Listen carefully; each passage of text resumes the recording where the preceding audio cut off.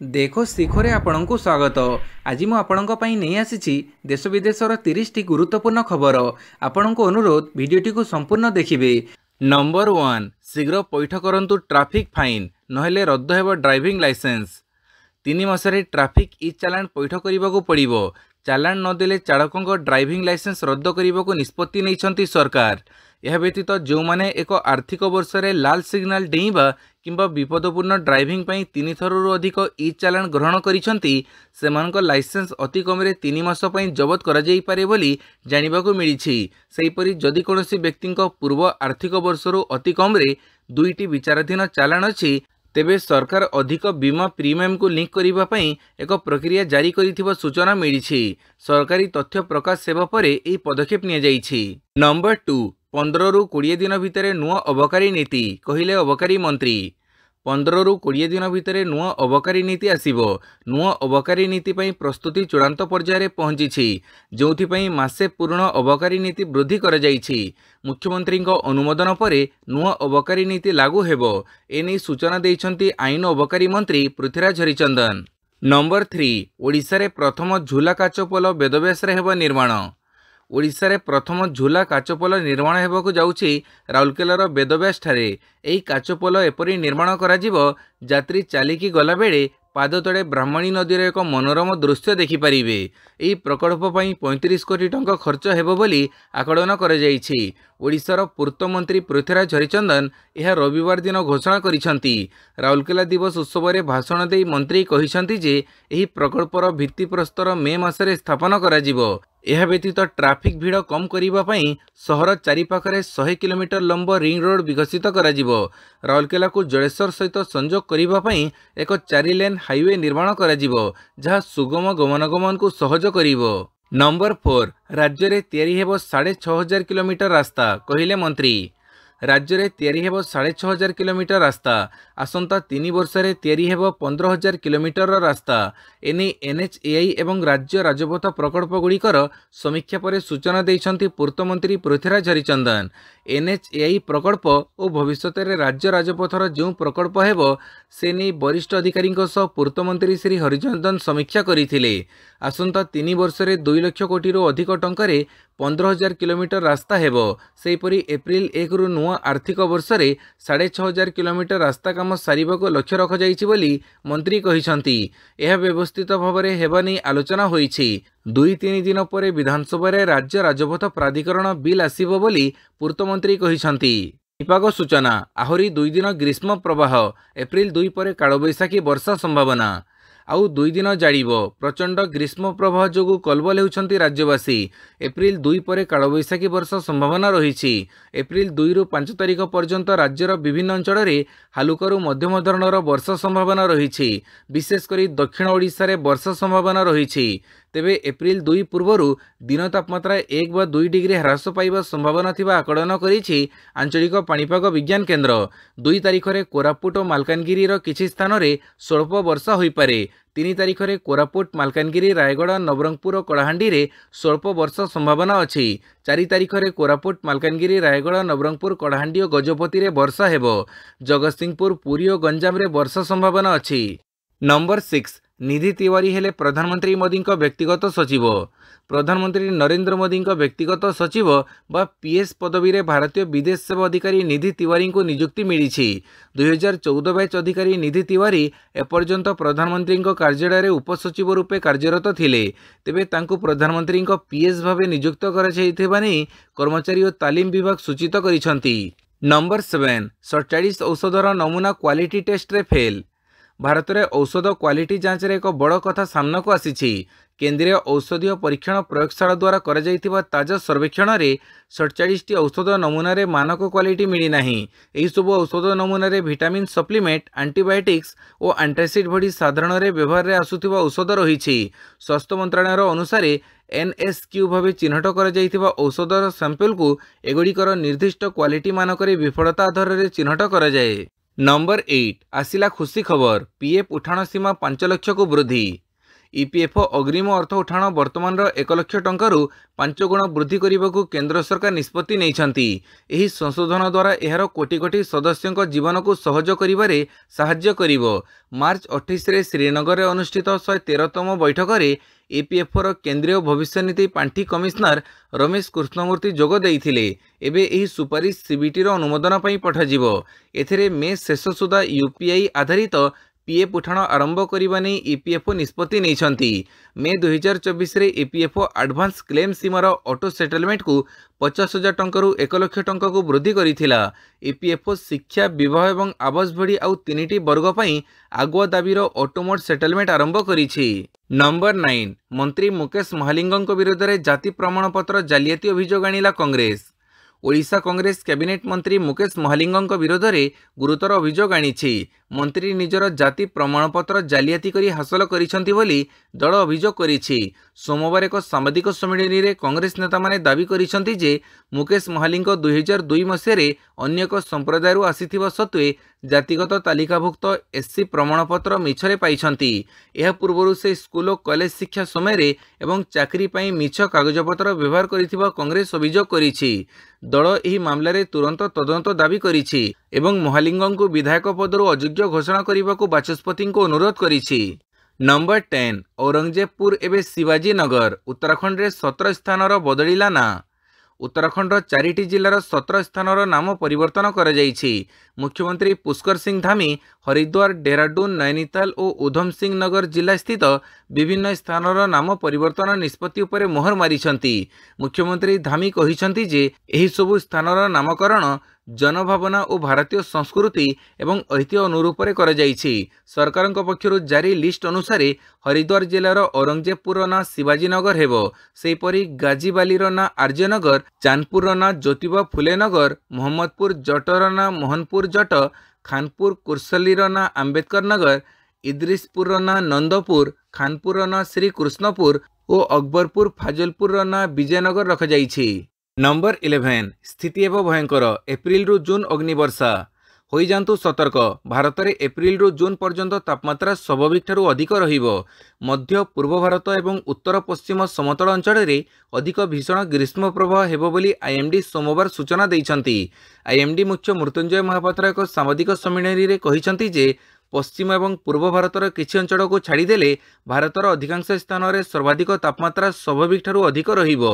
अधिकांश अंचल में सर्वनिम्न तापमात्रा मध्य स्वाभाविक ठारू अधिक रहिबो। से आहुरी मध्य कहिसंती एप्रिल रु जून पर्यंत उत्तर एवं पूर्व भारतर अधिकांश स्थान, मध्य भारत एवं उत्तर पश्चिम भारतर समतल अंचल में 2-4 दिन अधिक दिन भीषण ग्रीष्म प्रवाह रहिबो। साधारणतः भारत में एप्रिल रु जून पर्यंत 4 रु 7 दिन भीषण ग्रीष्म प्रवाह रेकर्ड करा जाए। नंबर 12 आईन श्रृंखला नहीं सरकार को बीजेडी तात्सल्य। पूर्ण दिन मन पकईदेला बीजेपी। पुणी मुहांमुही होइछंती शासक विरोधी। राज्य में आईन श्रृंखला को नहीं पुणी थे आरोप प्रत्यारोप सामना को आसी। नुआ सरकार शासन को आसिबा परठारु राज्य में आईन व्यवस्था संपूर्ण विपर्यस्त होइछि। सरकार नियंत्रण बाहर रहिछि बोली कही बीजेडी तात्सल्य करिथिबा बेले यार कड़ा जवाब रखिछि बीजेपी। 24 वर्ष काल बीजेडी तांको सरकार समय कौन करथिले ताहा दोहराइछि। तेबे एने बीजेडी वरिष्ठ नेता तथा विरोधी दल उपनेता प्रसन्न आचार्य बीजेपी सरकार को तात्सल्य करी कहिसंती राज्य में आईन श्रृंखला परिस्थिति आ सरकार नियंत्रण में नाही। सरकार एथिरे विफल होइछंती। नंबर 13 जातीय शिक्षा नीति को नहीं बरसिले सोनिया। कहिले सरकार फॉलो करुछंती 3C एजेंडा। भारतर शिक्षा नीति को नहीं एवं मोदी सरकार को जोरदार आक्रमण करिसेंती कांग्रेसर पूर्वतन सभापति सोनिया गांधी। केंद्र सरकार जातीय शिक्षा नीति को समालोचना करने सह देश में शिक्षा व्यवस्था किपरि चली ताकू नहीं एक बड़ लिस्ट देइछंती सोनिया। एथिसहित सरकार फेडराल शिक्षा गठन को दुर्बल करुछंती। 3C एजेंडा सह आगू बढ़ुछंती बोली कही बरसिछंती सोनिया। सोनिया कहिसंती जातीय शिक्षा नीति शिक्षा वाणिज्यिक तथा सांप्रदायिकता को केंद्र करिथाए, हेले यह फेडराल शिक्षा गठन को दुर्बल करुछि। मोदी सरकार राज्य सरकार को गुरुत्वपूर्ण नीतिगत निष्पत्ति दूरी रखी शिक्षार केंद्र गठन को दुर्बल करुछंती बोली से अभियोग करिसंती। नंबर 14 प्रथम हाइड्रोजेन ट्रेन परीक्षण आरंभ कला भारत। भारतर प्रथम हाइड्रोजेन चालित ट्रेन हरियाणार 99 किलोमीटर दीर्घ जिन्स सोनीपत रूट्रे काली यार परीक्षण आरंभ करिछि। चेन्नईर इंटीग्राल कोच फैक्ट्री द्वारा निर्मित यह इको फ्रेंडली ट्रेन स्थायी परिवहन दिगरे एक गुरुत्वपूर्ण पदक्षेप। घंटा प्रति 110 किलोमीटर बेगरे पहुंचबारे सक्षम यह ट्रेन रे गोटे पैसेंजर कोच एवं हाइड्रोजन स्टोरेज पई समर्पित दुईटी अतिरिक्त कोच रही। हाइड्रोजन ट्रेन रे 1200 हॉर्स पावर इंजिन रही एवं एथिरे गोटे थर रे 2638 जन यात्री यात्रा करिपारिबे। हाइड्रोजन फॉर हेरिटेज प्रकल्प अधीन रे भारतीय रेलवे ऐतिह्य और पहाड़िया मार्ग रे 35टी हाइड्रोजन ट्रेन चढ़ाइबाकू प्रस्तुत होउछि। नंबर 15 फेरिबो बाइजुस रिलॉन्च नहीं सूचना देले को फाउंडर बाइजू रविंद्रन। ऋण बोझरे बुड़ी रही बाइजुसर को फाउंडर बाइजुसर रिलीज होगाकू जाउछि। एने निजे बाइजुसर को फाउंडर बाइजू रविंद्रन सूचना देइछंती। रविंद्रन कहिछंती खूब शीघ्र कंपनी रिलॉन्च हेबो। Social media platform X ray निजर एक पुराना फोटो शेयर करी रविंद्रन कहिछंती आमे भांगी जाइथिलु किंतु हारी नाहु, आमे पुणी छिड़ा हेबु। रविंद्रन कहिछंती आमे हमर पुराना सहयोगीଙ୍କ सह पुनः लॉन्च करिवु। हुए तो मोर अति आशावादी हेबा किछि लोकंको पागड़ामी बोली लागि पारे किंतु यह भूलंतु नाही एक नंबर हेबा पई समस्तଙ୍କ ठारू भिन्न एवं अजब हेबाकू पड़ी थाए। नंबर 16 शांति नोबेल पई नामित होइछि इमरान खानଙ୍କ नाम, सुपारिश करिछि पीडब्ल्यूए। पाकिस्तान पूर्वतन प्रधानमंत्री इमरान खान को मानवाधिकार और गणतंत्र प्रति तांकर योगदान निमंते नोबेल शांति पुरस्कार 2025 लगी नामांकन कर पाकिस्तान वर्ल्ड एलायंस पीडब्ल्यूए और नॉर्वे राजनैतिक पार्टी सेंट्रम ए सूचना देइछि। पीडब्ल्यूए एक वकिलों समूह जहां डिसेंबर 2023 रे स्थापित होइछि। एही संगठन नॉर्वेर राजनैतिक पार्टी सेंट्रम सहित संपर्कित। Centrum social media X ray any पुष्टि करिछि। तेबे नोबेल शांति पुरस्कार निमंते इमरान खान नाम प्रथम थर नामांकन कर जाइनि। यह पूर्व 2019 रे मध्य तांको नाम नोबेल चयन कमिटी को नामित कर जाइथिला। नंबर 17 ग्रीनलैंड दखल पर सामरिक शक्ति प्रयोग करने को ट्रंपଙ୍କ संकेत। डेनमार्क एवं ग्रीनलैंड को निकटरे अमेरिका उपराष्ट्रपति जेडी भांस कड़ा समालोचना करिथिबा बेले डेनमार्क वैदेशिक मंत्री एथिरे तीव्र प्रतिक्रिया प्रकाश करी अमेरिका को कड़ा वार्ता देइथिले। उपराष्ट्रपति जेडी भांसଙ୍କ ग्रीनलैंड गस्त परे डेनमार्क वैदेशिक मंत्री लार्स लोके रासमुसेन सोशल मीडिया रे पोस्ट करिथिबा एक वीडियो रे अमेरिका को कटाक्ष करिथिले। डेनमार्क रे एभଳି आभिमुख्य अमेरिका राष्ट्रपति डोनाल्ड ट्रंपଙ୍କୁ क्षुब्ध करिछि एवं आवश्यक स्थले सामरिक शक्ति प्रयोग करी ग्रीनलैंड को अमेरिका निज नियंत्रण को नेबो बोली ट्रंप कहिसंती। यह विश्व शांति एवं अंतर्जातीय निरापत्ता पई गुरुत्वपूर्ण बोली ट्रंप कहिसंती। नंबर 18 बांग्लादेश रे अर्थनैतिक पृष्ठभूमि विस्तार पई चीन को आमंत्रण कले यूनुस। बांग्लादेश अंतरीण सरकार प्रधानमंत्री मोहम्मद यूनुस 4 दिनिया चीन गस्तरे जाइछंती।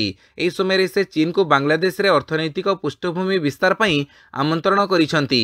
या सहित से भारत विरोधी मंतव्य दी कहिसंती भारत प्रशांत महासागरीय अंचलर एकमात्र हकदार हेउछि बांग्लादेश।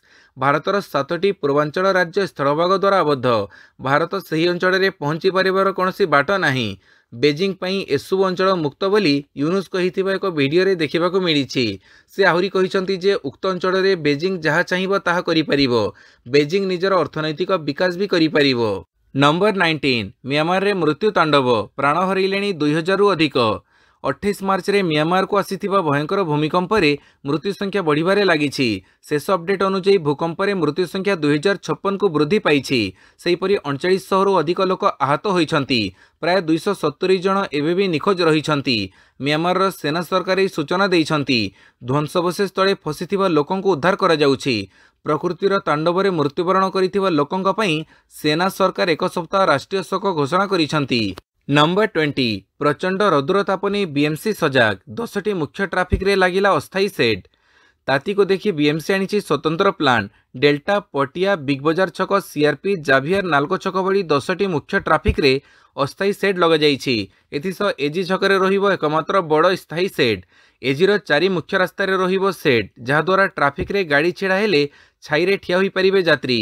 नंबर 21 गाजावासी को इस्राएल सेनार अल्टीमेटम शीघ्र राफा खाली कर। इस्राएल और हमास मध्य युद्ध समाप्त होगा पर गाजारे पुणी थे नरसंहार आरंभ हो जाइछि। आतंकवादी संगठन विरोध में कठोर होइछि आईडीएफ। गाजारे लगातार मिसाइल माड़ हेउछि। या सहित गाजा पट्टीर दक्षिण सहर राफारे रहुथिबा युद्ध पीड़ितों तुरंत स्थान खाली करने को कहुଯାଇଛି। यह पूर्व इस्राएल सेना गाजा सहर किछि अंचल को खाली करने को निर्देश देइथिला। ଲୋକଙ୍କୁ ଜିତୁନ୍ ତେଲ୍ ଅଲ୍ ହାୱା ଏବଂ ଅନ୍ୟ ପ୍ରାନ୍ତକୁ ଖାଲି କରିବାକୁ କୁହାଯାଉଥିଲା। 17 ମାସ ଯୁଦ୍ଧ ଭିତରେ ଗତ ଅପରେସନରେ ଇସ୍ରାଏଲ ସେନା ସ୍ଥାନ ଛାଡ଼ିବାକୁ ଲୋକଙ୍କୁ କହିଛି। ରାଫା ସହରର ଏହି ପ୍ରାନ୍ତ ଉପରେ ଖୁବ୍ ଶୀଘ୍ର ରକେଟ୍ ମାଡ଼ କରି ଆତଙ୍କବାଦୀଙ୍କୁ ଜବାବ ଦେବ। ନମ୍ବର 22 ଜାପାନରେ ଆସିବ ମେଗା ଭୂମିକମ୍ପ, ସତର୍କ କରାଇଲେ ସରକାର। ଜାପାନରେ ଆସିବ ମେଗା ଭୂମିକମ୍ପ। ପ୍ରଶାନ୍ତ ମହାସାଗର ଉପକୂଳରେ ସମ୍ଭାବ୍ୟ ଭୂକମ୍ପ ଆସିବା ନେଇ ଲମ୍ବ ସମୟ ଧରି ଅନୁମାନ କରାଯାଉଛି। ପ୍ରକୃତିରେ ଏହି ତାଣ୍ଡବରେ ପ୍ରାୟ 3 ଲକ୍ଷ ଲୋକ ପ୍ରାଣ ହରାଇବାର ଆଶଙ୍କା କରାଯାଉଛି। ସୋମବାର ଜାପାନ ସରକାର ଜାରି କରିଥିବା ରିପୋର୍ଟରେ ଏଭଳି କିଛି କୁହାଯାଇଛି। ପ୍ରଶାନ୍ତ ମହାସାଗରରେ ଥିବା ନାନକାଇ ଘାଟିରେ ଥିବା ସବଡକ୍ସନ ଜୋନ୍ରୁ ଭୂମିକମ୍ପ ଏପିସେଣ୍ଟର ହେବ। ଅର୍ଥାତ୍ ସମୁଦ୍ର ଭିତରେ ଥିବା ଦୁଇଟି ଟେକ୍ଟୋନିକ୍ ପ୍ଲେଟ୍ର ଡାଇଭରଜେଣ୍ଟ ଯୋଗୁଁ ନାନକାଇ ଘାଟି ସୃଷ୍ଟି ହୋଇଛି। ଏହି ସ୍ଥାନ ଦକ୍ଷିଣ ହୋନ୍ସୁ ଦ୍ୱୀପର ନାନକାଇଡୋ ଅଞ୍ଚଳରେ ରହିଛି। ପୂର୍ବରୁ ଏହି ସ୍ଥାନରୁ ଭୂମିକମ୍ପ ମଧ୍ୟ ଅନୁଭୂତ ହୋଇଛି। ଏଠାରୁ ମେଗା ଭୂମିକମ୍ପ ଆସିଲେ ଏହାଦ୍ୱାରା କୋଶି, ଓସାକା, ନାଗୋୟା ଭଳି ବଡ଼ ଅଞ୍ଚଳ ପ୍ରଭାବିତ ହେବ। ଭୂମିକମ୍ପ ପରେ ବିନାଶର କାରଣ ହେବ ବିଲ୍ଡିଂ ଭୁଶୁଡ଼ିବା ଏବଂ ସୁନାମି। ନମ୍ବର 23 ନନ୍ଦନକାନନ ଇତିହାସରେ ସର୍ବାଧିକ ରେକର୍ଡ ପରିମାଣର ରାଜସ୍ୱ ଆଦାୟ। 2024-25 ଆର୍ଥିକ ବର୍ଷରେ ନନ୍ଦନକାନନ ପ୍ରାଣୀ ଉଦ୍ୟାନରେ ରେକର୍ଡ ସଂଖ୍ୟାରେ ବୁଲିଛନ୍ତି ପର୍ଯ୍ୟଟକ। ଏଥିପାଇଁ ପ୍ରାଣୀ ଉଦ୍ୟାନର ରୋଜଗାର ମଧ୍ୟ ପୂର୍ବ ବର୍ଷମାନଙ୍କ ଅପେକ୍ଷା ଭଲ ହୋଇଛି। ନନ୍ଦନକାନନ ରେକର୍ଡ ପରିମାଣର ରାଜସ୍ୱ ଆଦାୟ ହୋଇଥିବା ପ୍ରାଣୀ ଉଦ୍ୟାନର ଉପନିର୍ଦ୍ଦେଶକ ସୂଚନା ଦେଇଛନ୍ତି। ଏହି ବର୍ଷରେ ଆସିଥିବା ମୋଟ 39,52,097 ପର୍ଯ୍ୟଟକଙ୍କଠାରୁ ସମସ୍ତ ଉତ୍ସରୁ 25.37 କୋଟି ଟଙ୍କା ଆଦାୟ ହୋଇଛି, ଯାହା ନନ୍ଦନକାନନ ଇତିହାସରେ ସର୍ବାଧିକ। ନମ୍ବର 24 ଟ୍ରମ୍ପକୁ କଡ଼ା ଜବାବ ଦେଲା ତେହେରାନ, କହିଲା ଆମର ବି ମିଜାଇଲ ପ୍ରସ୍ତୁତ। ଆମେରିକା ଏବଂ ଇରାନ ମଧ୍ୟରେ ଉତ୍ତେଜନା ବୃଦ୍ଧି ପାଉଛି। ଟ୍ରମ୍ପ ଇରାନ ଉପରେ ଦ୍ୱିତୀୟ ଶୁଳ୍କ ଲାଗୁ କରିବାକୁ ମଧ୍ୟ ଧମକ ଦେଇଛନ୍ତି। ଇରାନ ମଧ୍ୟ ଆମେରିକାକୁ ଉଚିତ ଜବାବ ଦେବାକୁ ପ୍ରସ୍ତୁତ ହୋଇଛି। ସୂଚନା ଅନୁଯାୟୀ ଇରାନ ସେନା ଏହାର କ୍ଷେପଣାସ୍ତ୍ରଗୁଡ଼ିକୁ ପ୍ରକ୍ଷେପଣ ପାଇଁ ପ୍ରସ୍ତୁତ ମୋଡ଼ରେ ନିୟୋଜିତ କରିଛି। ପୂର୍ବତନ ପୋଷ୍ଟରେ ଥିବା ଇରାନୀ ସେନା କହିଛି ଯେ ଇରାନର କ୍ଷେପଣାସ୍ତ୍ରଗୁଡ଼ିକୁ ସମସ୍ତ ଭୂତଳ କ୍ଷେପଣାସ୍ତ୍ର ସହରଗୁଡ଼ିକରେ ଲଞ୍ଚରଗୁଡ଼ିକରେ ଲୋଡ୍ କରାଯାଇଛି। ସେମାନେ ଲଞ୍ଚ କରିବାକୁ ପ୍ରସ୍ତୁତ। ଆମେରିକା ଏବଂ ଏହାର ସହଯୋଗୀମାନଙ୍କୁ ବହୁତ ମୂଲ୍ୟ ଦେବାକୁ ପଡ଼ିବ। ନମ୍ବର 25 କେକେଆର ଉପରେ ଭାରି ପଡ଼ିଲେ ଡେବ୍ୟୁଟାଣ୍ଟ, ମୁମ୍ବାଇ ଇଣ୍ଡିଆନ୍ସର ବଡ଼ ବିଜୟ। କୋଲକାତା ନାଇଟ୍ ରାଇଡର୍ସକୁ ମାତ ଦେଲା ମୁମ୍ବାଇ ଇଣ୍ଡିଆନ୍ସ। 117 ରନ୍ ଟାର୍ଗେଟକୁ ସହଜରେ ଜିତି ନେଇଛି ଏମ୍ଆଇ। ମାତ୍ର 12.5 ଓଭରରେ 2ଟି ୱିକେଟ୍ ହରାଇ ବିଜୟ ହାସଲ କରିଛି। 2ଟି ମ୍ୟାଚ୍ ହାରିବା ପରେ ଚଳିତ ସିଜନରେ ବିଜୟ ଖାତା ଖୋଲିଛି ଦଳ। ମୁମ୍ବାଇର ଡେବ୍ୟୁ ବୋଲରଙ୍କ ଯାଦୁ ଆରମ୍ଭ ହୋଇଥିଲା। ଯୁବ ବୋଲର ଅଶ୍ୱିନୀ କୁମାରଙ୍କ ଘାତକ ବୋଲିଂରେ ମାଟି କାମୁଡ଼ିଛନ୍ତି ନାଇଟ୍ ରାଇଡର୍ସର ବ୍ୟାଟର। ଆଇପିଏଲ୍ର ପ୍ରଥମ ମ୍ୟାଚରେ 4ଟି ୱିକେଟ୍ ନେଇଥିଲେ ସେ। ଫଳରେ କୋଲକାତା ଦଳ 20 ଓଭରରେ ମାତ୍ର 116 ରନ୍ କରିବାକୁ ସକ୍ଷମ ହୋଇଥିଲା। ଭିଡ଼ିଓଟିକୁ ସମ୍ପୂର୍ଣ୍ଣ ଦେଖିଥିବାରୁ ବହୁତ ବହୁତ ଧନ୍ୟବାଦ।